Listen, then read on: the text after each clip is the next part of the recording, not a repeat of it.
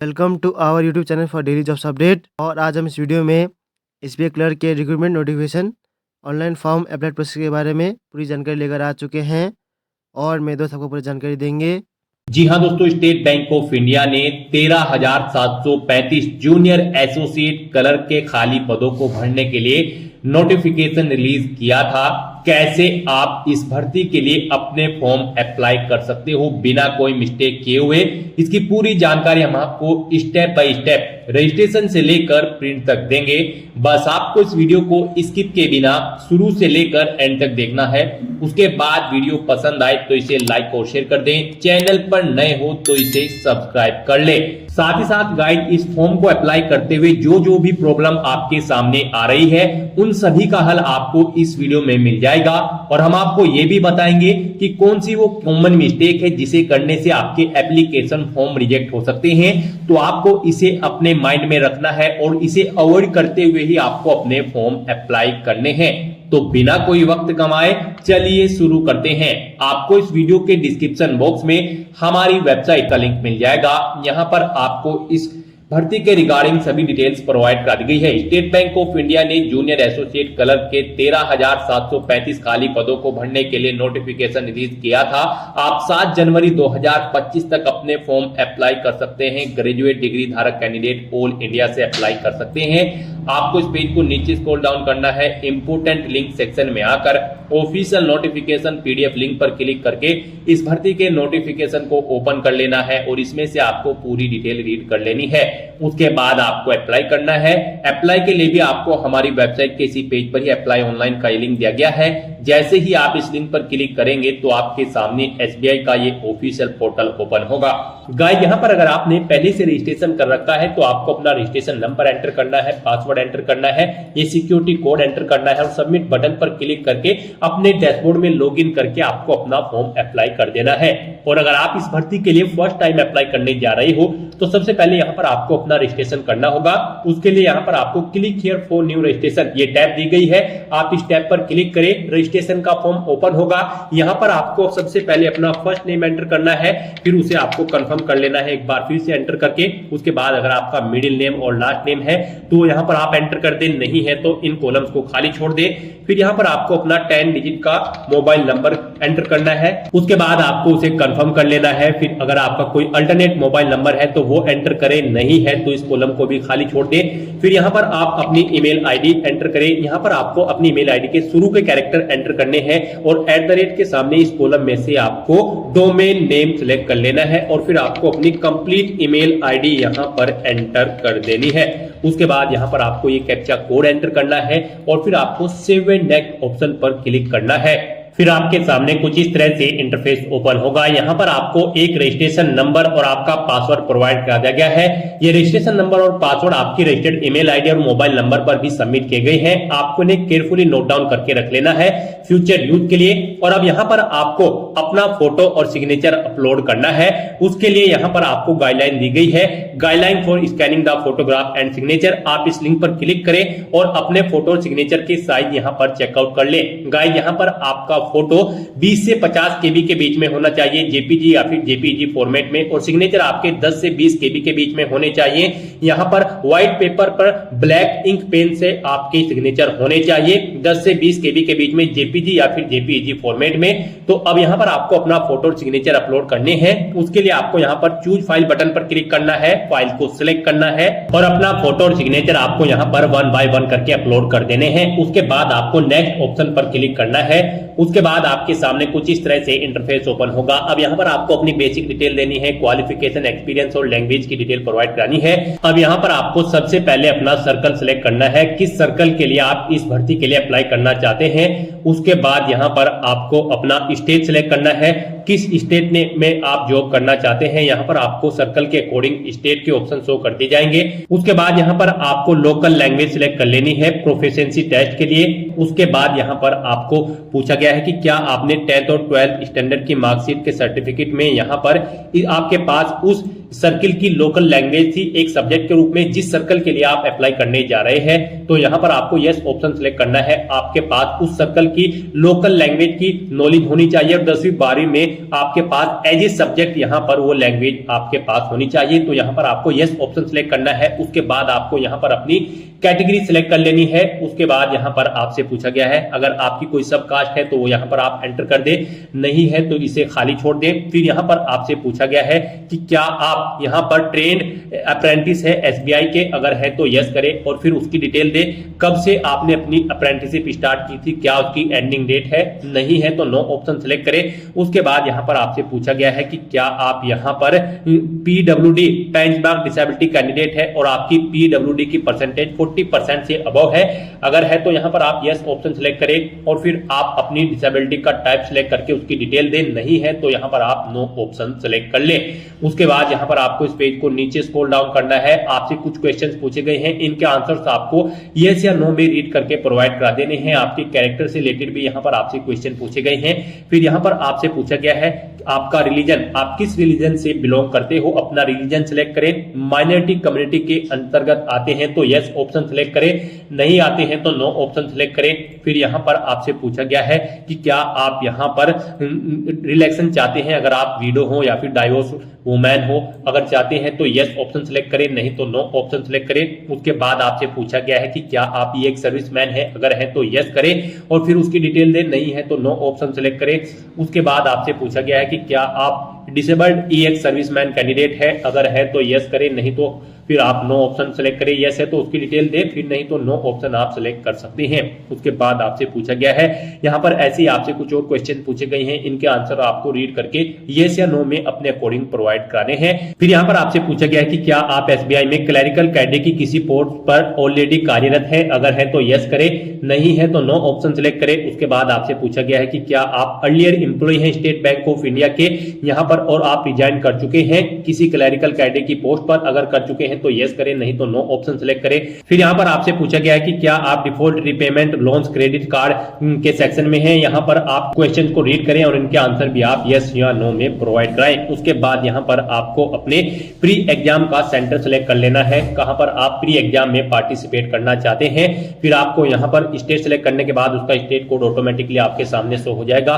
फिर यहाँ पर आपको एग्जाम सिटी सेलेक्ट कर लेनी है, यहाँ पर उस स्टेट की किस सिटी में आप एग्जाम में पार्टिसिपेट करना चाहते हैं। फिर यहाँ पर आपको मेन एग्जाम के लिए भी अपना सेंटर सेलेक्ट करना है, पहले स्टेट सेलेक्ट करना है, फिर आपको सिटी सेलेक्ट करनी है। उसके बाद यहाँ पर आपको अपनी आईडी सेलेक्ट करनी है, उसके लिए आपको चेकबॉक्स को ओके करना है। अपना आईडी प्रूफ यहाँ पर कोई भी सिलेक्ट कर लेना है, पासपोर्ट, आधार कार्ड, पैन कार्ड, जो भी है आप ऑप्शन सिलेक्ट करें, उसका नंबर आप यहाँ पर एंटर करें। फिर यहाँ पर आपको अपना प्री और मेन एग्जाम का जो पेपर है आप किस लैंग्वेज में चाहते हैं, यहाँ पर आप ऑप्शन सिलेक्ट करें, इंग्लिश एंड हिंदी। उसके बाद यहाँ पर आपको अपनी पर्सनल डिटेल प्रोवाइड करानी है। फिर यहाँ पर आपको अपनी डेट ऑफ बर्थ सिलेक्ट करनी है, उसमें आपको पहले डे सिलेक्ट करना है, फिर मंथ और फिर ईयर आपको सिलेक्ट कर लेना है। नेक्स्ट यहाँ पर आपको अपना जेंडर सिलेक्ट करना है। फिर आपसे पूछा गया है कि क्या आपके जुड़वा भाई बहन है, अगर है तो यस करें, उनका जेंडर सिलेक्ट करें और फिर उनका नाम एंटर कर दें, नहीं है तो नो ऑप्शन सिलेक्ट करें। फिर यहाँ पर आपको अपना मैरिटल स्टेटस बताना है, आप मैरिड हो, अनमैरिड हो या फिर विडो हो। उसके बाद यहाँ पर आपको अपने फादर का फर्स्ट नेम एंटर कर देना है, उसके बाद उसका मिडिल नेम एंटर करना है अगर है तो, और उसके बाद आपको अपने फादर का लास्ट नेम यहाँ पर एंटर कर देना है, अगर है तो, नहीं तो आप इन कॉलम्स को खाली छोड़ सकते हैं। उसके बाद ऐसे ही यहाँ पर आपको अपनी मदर का नाम एंटर करना है, उनका मिडिल नेम लास्ट नेम है तो वो एंटर करें, नहीं है तो इन कॉलम को खाली छोड़ दे।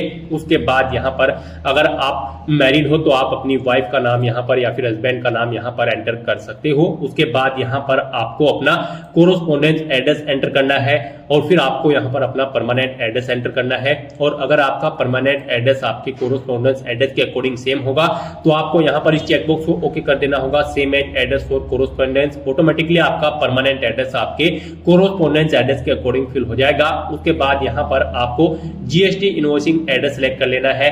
आप परमानेंट एड्रेस या फिर कोरोस्पोंडेंस एड्रेस, जिस भी एड्रेस पर कम्युनिकेट करना चाहते हैं यहाँ पर आप सेलेक्ट कर लें। उसके बाद यहाँ पर आपको आपकी कैटेगरी के अकॉर्डिंग एप्लीकेशन फीस का अमाउंट शो कर दिया जाएगा।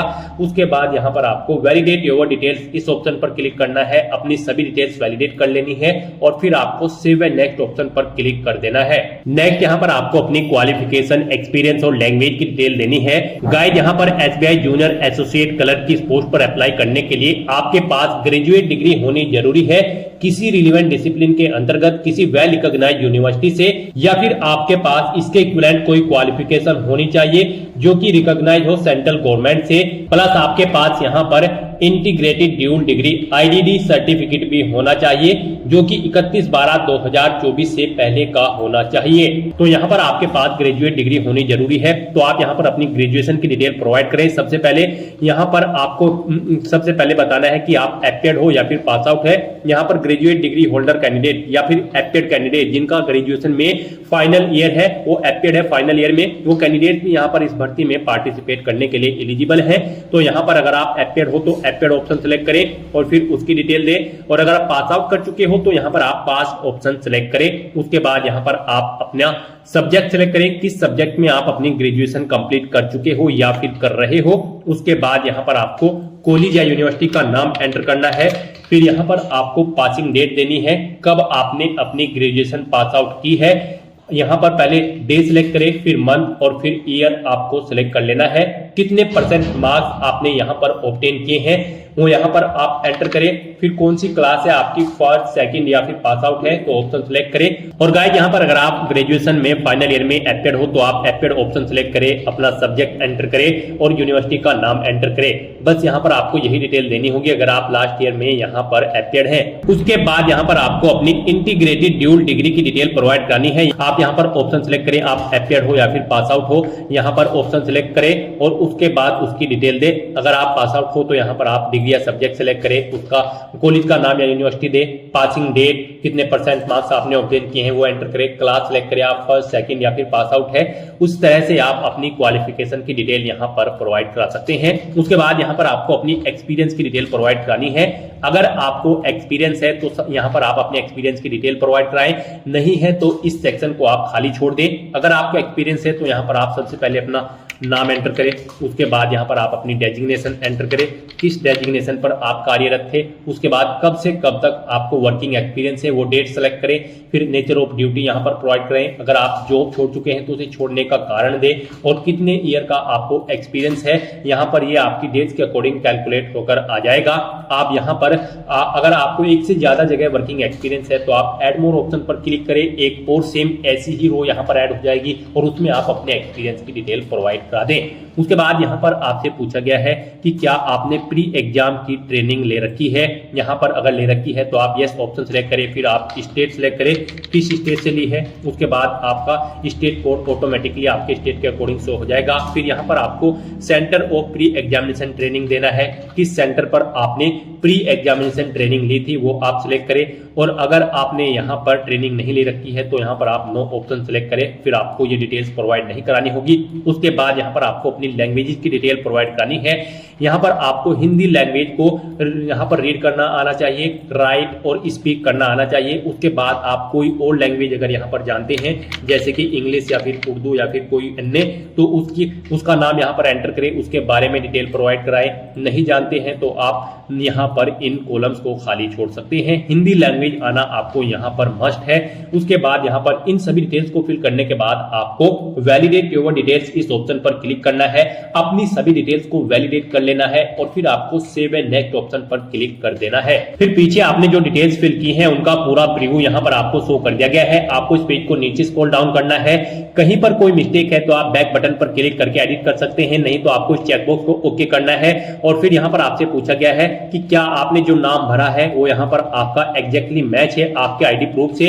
अगर है तो यस ऑप्शन के लिए आप इस चेकबॉक्स को ओके करें, और अगर आपके नाम में चेंज है तो आप इस सेकंड ऑप्शन को सिलेक्ट करें। उसके बाद यहाँ पर आपको कंप्लीट रजिस्ट्रेशन इस ऑप्शन पर क्लिक करना है। नेक्स्ट यहाँ पर आपको अपने डॉक्यूमेंट्स अपलोड करने हैं। तो गाइस जैसे कि स्टार्टिंग में हमने बात की थी कि कौन सी वो मिस्टेक है जिसे करने से आपके एप्लीकेशन फॉर्म यहाँ पर रिजेक्ट हो सकते हैं। तो गाइस जैसे ही आप अपलोड के सेक्शन में आएंगे तो यहाँ पर आपको अपने डॉक्यूमेंट दी गई गाइडलाइंस के अकॉर्डिंग ही अपलोड करने होंगे, अदरवाइज यहाँ पर आपके एप्लीकेशन फॉर्म रिजेक्ट हो सकते हैं। इस सेक्शन में आपको दी गई गाइडलाइंस के अकॉर्डिंग ही अपने डॉक्यूमेंट अपलोड करने हैं।